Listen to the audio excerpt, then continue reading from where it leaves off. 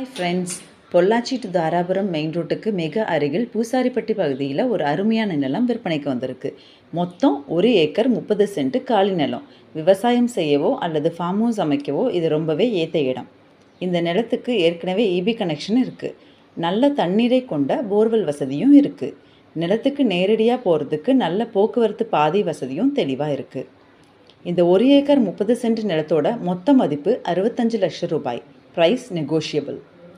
உங்களுக்கு இந்த இடத்த பற்றி மேலும் தகவல் தெரியணுன்னா இப்போ ஸ்க்ரீனில் கொடுத்துருக்கிற நம்பருக்கு வாட்ஸ்அப் அல்லது கால் பண்ணுங்கள்.